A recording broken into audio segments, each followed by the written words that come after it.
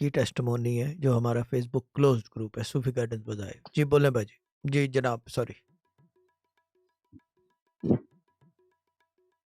भाईजान, बात करनी पड़ेगी जी जी, भाई, टेस्टिमोनी बता बतानी दीजिए। पड़ेगी। हाँ जी। जी मुझे सिस्टर सरवत ने वज़ाइफ दिया था सूफी गाइडेंस की तरफ से फेसबुक का। तो स्टार्टर पैक था वो, विरद मुबीन थी, वो जो या भी था लतीफ़ो वो था छोड़ और दो, वो 786 वजीफा ना जी बताओ, सर। वैसे बता दो कि हुआ जी क्या है। ठीक है। हाँ हाँ जी। मैंने जी 2 साल से कारोबार बिल्कुल बंद था।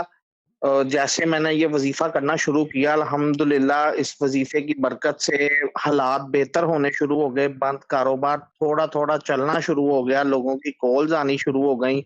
फाकों की जो नौबत थी तो 3-3 4-4 दिन फाके थे, वो कम होने शुरू हो क्या गए। बात है यार, बेहतरी आनी शुरू हो गई। एपिक वो एपिक चीज़ें जो एपिक। थी बंद, वो चीज़ें आहिस्ता-आहिस्ता खुलनी शुरू हो गईं। ठीक है, डन, ठीक है।